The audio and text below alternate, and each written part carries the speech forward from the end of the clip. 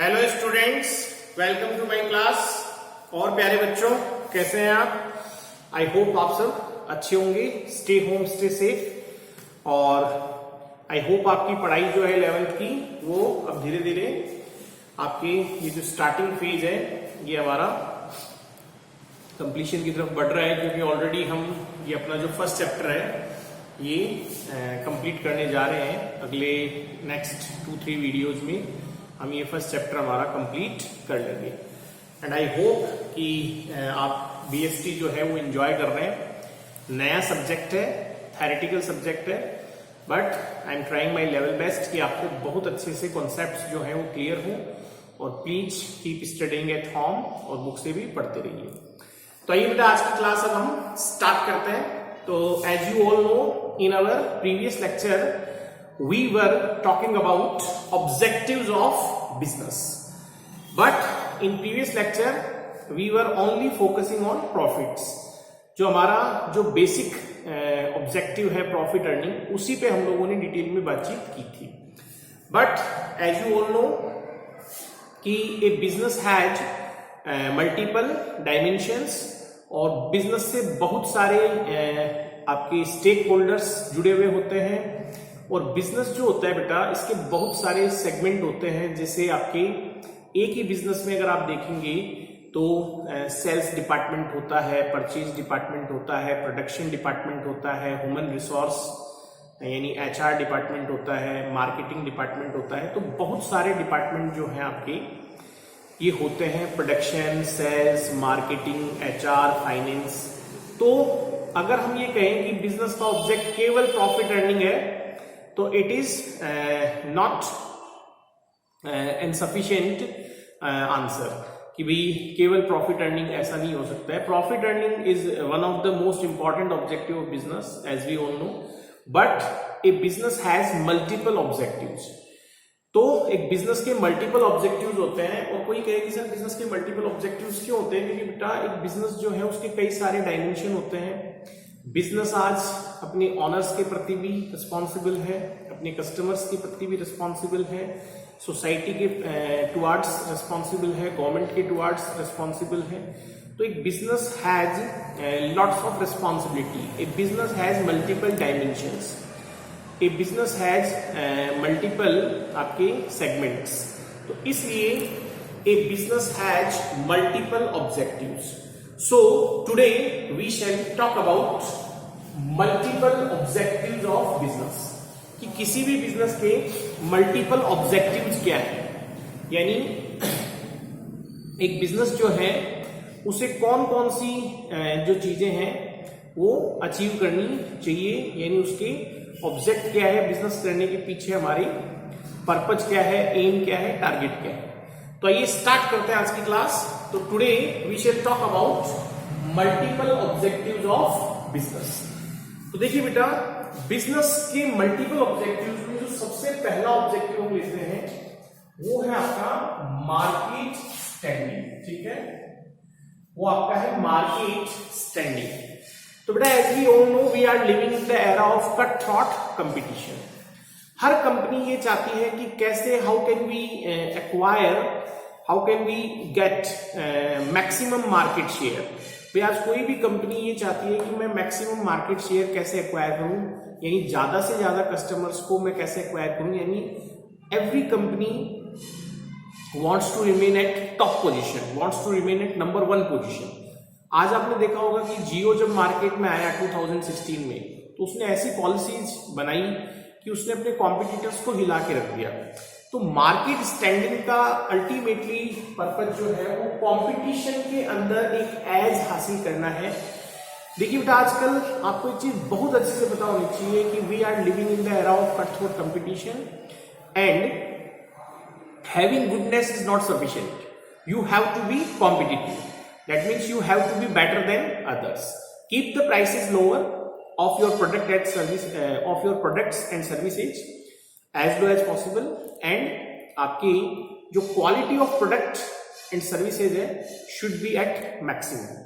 तो कम से कम प्राइस पे हम कस्टमर को अच्छे से अच्छा प्रोडक्ट और सर्विस किस तरह प्रोवाइड कर सकते हैं। तो we have to be competitive. क्योंकि बेटा अच्छा तो आज की डेट में हर प्रोडक्ट है, सभी प्रोडक्ट, सभी कंपनियां अच्छे प्रोडक्ट ही बनाती है, क्योंकि इतना कंपटीशन है कि अगर आप अच्छा प्रोडक्ट नहीं बनाएंगे, अच्छी सर्विस नहीं देंगे तो वो बिकेगा ही नहीं। तो मार्केट स्टैंडिंग का मतलब जो है वो मार्केट में टॉप पोजीशन हासिल करना है। क्या है कि मार्केट में हम हमारे फील्ड में टॉप पोजीशन हासिल करें, यानी कंपटीशन जो है उसमें हम अच्छी पोजीशन जो है वो हासिल करें। ठीक है, तो आई होप आपको क्लियर होगा मार्केट स्टैंडिंग का मतलब। देखिए बेटा आज के टाइम में आपको एक चीज मान के चलनी पड़ेगी, या तो आप इतने लेबर डालिए, इतना एफर्ट डालिए, इतने स्किल्स डालिए कि आप टॉप पे रहें, अदरवाइज लोग आपको मार्केट से बाहर निकाल देंगे।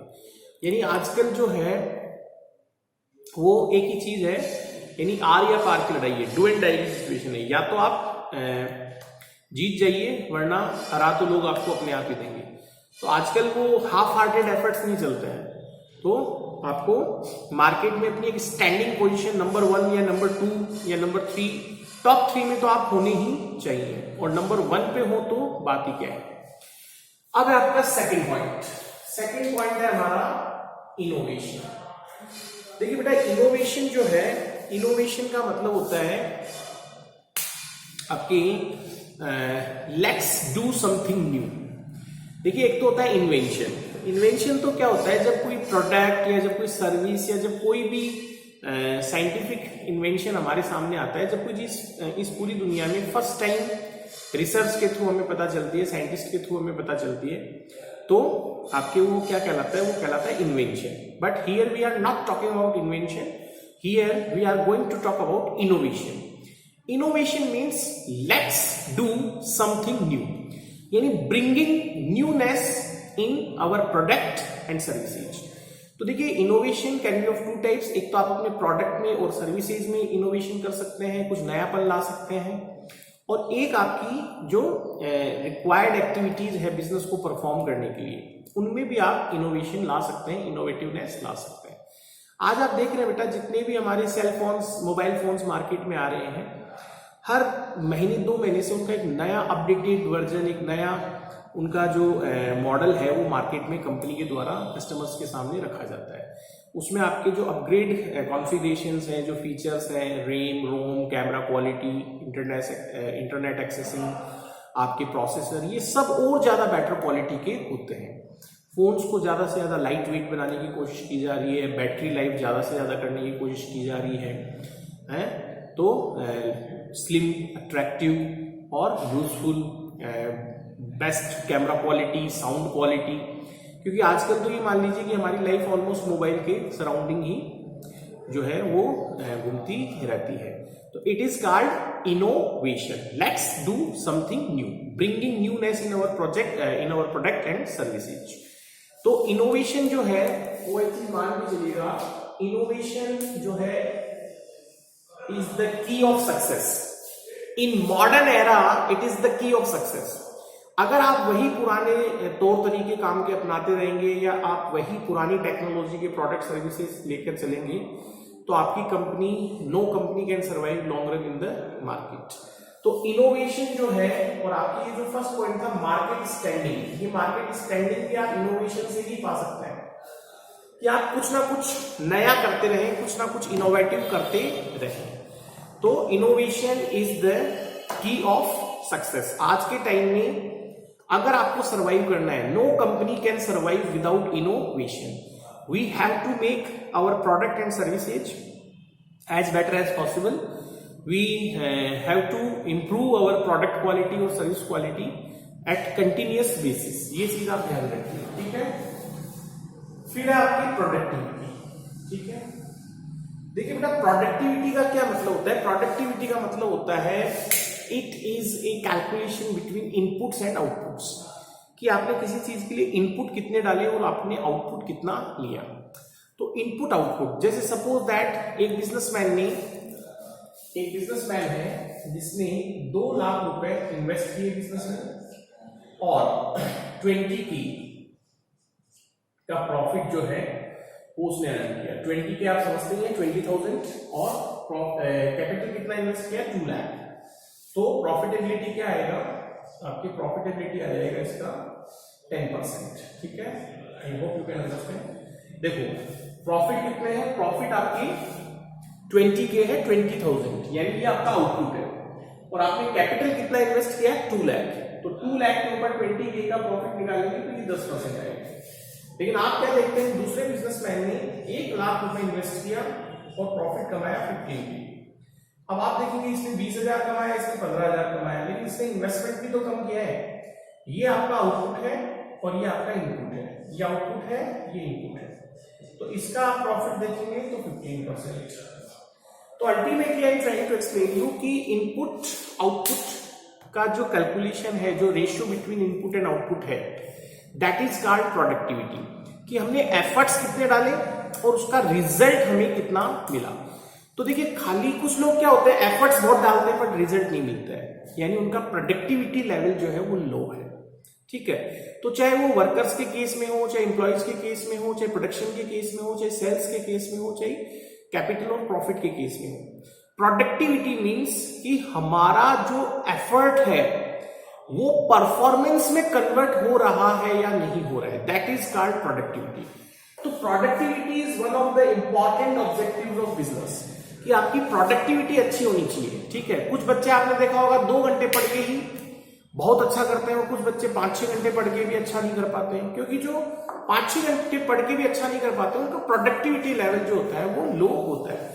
तो एक बिजनेस को ये चाहिए कि वो अपना प्रोडक्टिविटी लेवल जो है वो क्या रखे, हाई रखे। ठीक है, चलते हैं नेक्स्ट पॉइंट पे, फिजिकल एंड फाइनेंशियल रिसोर्सेज। देखो बेटा फिजिकल रिसोर्सेज किसे कहते हैं, फिजिकल रिसोर्सेज का मतलब building, plant and machinery, furniture. एक बिजनेस को एग्जीक्यूट करने के लिए जो हमें एसेट चाहिए, जैसे व्हीकल है, बिल्डिंग है, प्लांट एंड मशीनरी है, इक्विपमेंट है, फर्नीचर है, that is called physical resources. और फाइनेंशियल रिसोर्सेज तो आपको पता ही है, कहावत सुनी होगी, बाप बड़ा ना भैया, सबसे बड़ा रुपया। तो बिजनेस को ऑपरेट करने के लिए वी नीड्स फंड्स। तो एक बिजनेस को इन्हें भी अरेंज करना होता है। एक बिजनेस का ऑब्जेक्टिव ये भी है कि वो ऑप्टिमम कॉस्ट पे अपने फिजिकल रिसोर्सेज और फाइनेंशियल रिसोर्सेज अरेंज करें, एक्वायर करें, और फिर उन्हें एफिशिएंटली यूज करें। क्योंकि देखो बेटा आप अच्छे से जानते हैं कि रिसोर्सेज आर लिमिटेड और जो यूजेज हैं, यूजेज आर अनलिमिटेड। तो आपके पास जो भी रिसोर्सेज है, we have to use them very carefully, because every resource has an specific cost. कोई भी रिसोर्स बेटा कॉस्ट फ्री नहीं होता है, और हम अक्सर कहते हैं बीएसटी में कि wastage of resources is an criminal offence. आपको कभी भी वेस्टेज ऑफ रिसोर्सेज नहीं करना है, रिसोर्सेज को आपको हमेशा एफिशिएंटली और इफेक्टिवली ही यूज करना है, यानी उनका जो मैक्सिमम यूटिलाइजेशन हम कर सकते हैं वो हमें करना है। तो इस ऑब्जेक्टिव में क्या है कि हमें जो हमारे फिजिकल रिसोर्सेज है, क्या क्या है physical resources? Sir physical resources है plant and equipment, building, land and building भी लिख सकते हैं आप, फिर आपकी फर्नीचर। ठीक है, तो ये सारे जो है आपके फिजिकल रिसोर्सेज में आते हैं। तो इनको एक्वायर करना और फिर इनको एफिशिएंटली यूज करना, ये भी बिजनेस का एक बहुत इंपॉर्टेंट ऑब्जेक्टिव्स है। अब अर्निंग प्रॉफिट्स, तो आपको पता है कि तो हम प्रीवियस लेक्चर में बहुत अच्छे से डिस्कस कर चुके हैं। देखो बेटा earning profit is one of the most important objective of business, क्योंकि यही बिजनेस की प्रॉस्पेरिटी शो करता है, यही बिजनेस की स्टेबिलिटी, यही आपका प्रॉफिट जो है ये स्टेबिलिटी लेके आता है बिजनेस में।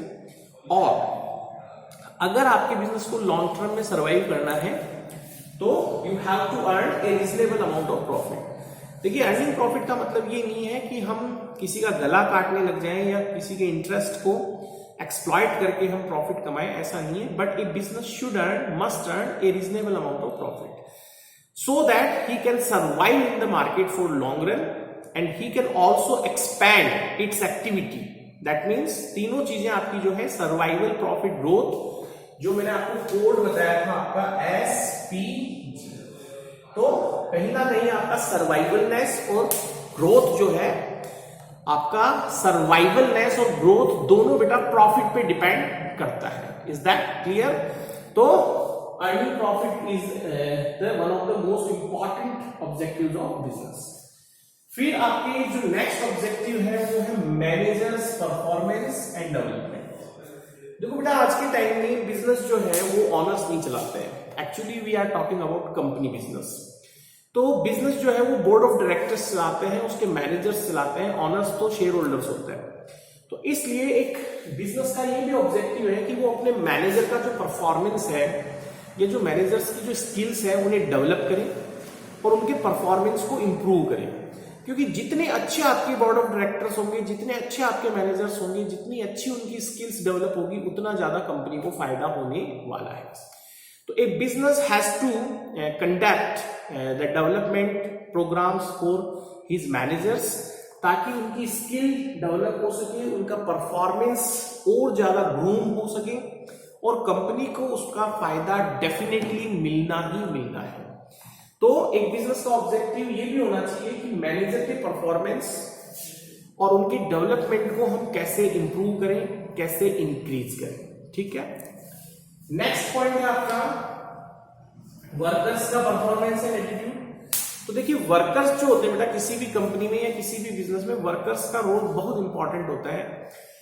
वर्कर्स मोटिवेटेड होने चाहिए, वो स्किलफुल होने चाहिए, उनका भी हमें ट्रेनिंग एंड डेवलपमेंट प्रोग्राम्स के थ्रू उनको पूरा उनका टेक्निकल स्किल डेवलप करना है, ताकि उनकी प्रोडक्टिविटी ज्यादा आएगी। वर्कर्स की प्रोडक्टिविटी ज्यादा होगी तो अल्टीमेटली हमारे बिजनेस की प्रोडक्टिविटी बढ़ जाएगी। प्रोडक्टिविटी समझाया था ना अभी, productivity means it is the relation between input and output. तो वर्कर्स का जो परफॉर्मेंस और एटीट्यूड है कि the workers should have positive attitude towards the business organisation, they should be motivated और वो फुल्ली सेटिस्फाई होने चाहिए। यानी एक बिजनेस के लिए एक मस्ट है कि वो अपने वर्कर्स को सेटिस्फाई रखें, उन्हें खुश रखें, और a worker should have a positive attitude towards his business, ताकि उसका जो प्रोडक्टिविटी लेवल है वो अपने आप कई गुना बढ़ जाएगा और अल्टीमेटली उससे वर्कर को भी फायदा होगा, उसका भी परफॉर्मेंस निकल के आएगा और जॉब सेटिस्फैक्शन उसको ज्यादा मिलेगा और अल्टीमेटली आपके बिजनेस को तो फायदा होना ही होना है। ठीक है, देन अवर लास्ट पॉइंट है बेटा सोशल रेस्पॉन्सिबिलिटी। ये आज के डेट में बहुत इंपॉर्टेंट पॉइंट है। ठीक है, तो देखिए बेटा, as we all know we are living in society, we are earning from society. तो बिजनेस के पॉइंट ऑफ व्यू से अगर आप देखें तो आप सोशल रेस्पॉन्सिबिलिटी को कैसे समझ सकते हैं, तो इसके लिए पहले आपको 2-4 लाइन सुननी पड़ेगी कि we are living in society, we are earning in society, we are earning from society. A businessman और a business take all resources from society.